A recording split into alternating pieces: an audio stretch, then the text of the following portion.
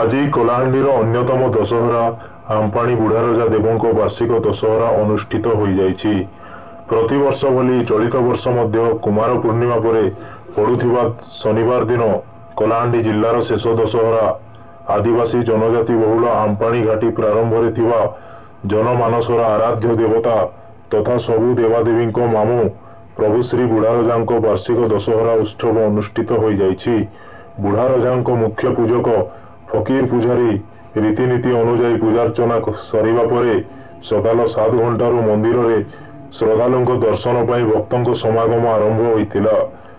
ଦିନ 11 ଘଣ୍ଟାରେ ଗ୍ରାମ୍ୟ ପୂଜାରୀଙ୍କ ଘରୁ ବିଭିନ୍ନ ଦେବାଦେବୀଙ୍କ ଲାଠି ପୂଜନ କରାଯିବା ପରେ ପୂର୍ବ ରୀତିନୀତି ଅନୁଯାୟୀ ଲାଠି ଯାତ୍ରା ପୂଜକଙ୍କ ଘରୁ ମୁଖ୍ୟ ମନ୍ଦିର ଅଭିମୁଖେ ବାହାରିଥିଲା। ଲାଠି ଯାତ୍ରାରେ ଘଣ୍ଟୁଆ, ମାଦଳି, ଆଦିବାସୀ ପରମ୍ପରାରେ ସଜ୍ଜିତ ସାଂସ୍କୃତିକ ଦଳ ଅଂଶଗ୍ରହଣ କରି ଲାଠି ଯାତ୍ରାର ବିଶେଷ ଆକର୍ଷଣୀୟ କରିଥିଲେ। ଲାଠି ଯାତ୍ରାରେ ଧର୍ମଗଡ଼ ବିଧାୟକ ସୁଧୀର ରଞ୍ଜନ ପଟ୍ଟଯୋଶୀ ସାମିଲ ହୋଇ ଅଞ୍ଚଳବାସୀଙ୍କୁ ବୁଢ଼ାରଜା ଦଶହରାର ଶୁଭେଚ୍ଛା ଜଣାଇଥିଲେ। ଲାଠି ଯାତ୍ରା ବାଟରେ ମା ଭଣ୍ଡାର ଘରେନ ମନ୍ଦିର ନିକଟରେ ବାଲିଗଜା ଅର୍ପଣ କରାଯାଇଥିଲା।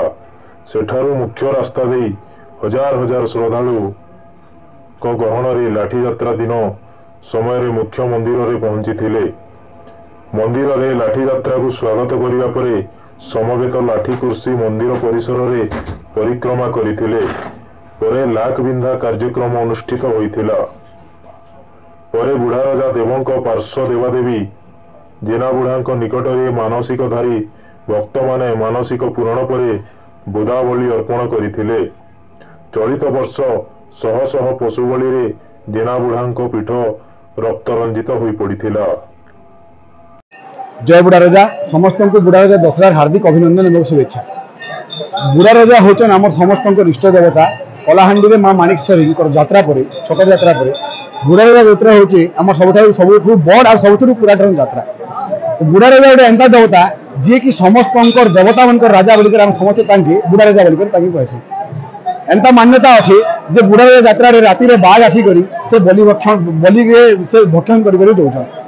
पुरातन दिन आदिवासी संप्रदाय आम समस्त बुढ़ारजा पूजा कर बुढ़ारजा महिमाटा बहुत अपरंपार जहाँके जिते जी जहाँ जिते मागिन से प्रदान कर लगे आम जिते भी कहूँ बुढ़ारजा डाके से ओ करसन। ये देवता आमर आमपाणी सीमांतवर्ती आम नवरंगपुर आमपाणी सीमांतवर्ती घाटी तले बुढ़ारजा बसवास कर छत्र साइड कोकसरा ब्लॉक अच्छे तार संगे संगे आम समस्त कलाहांडीवासी तथा समग्र ओडिशावासी से निजर छत्र साइड रखन बुढ़ारजा पाखे मुझे प्रार्थना कर।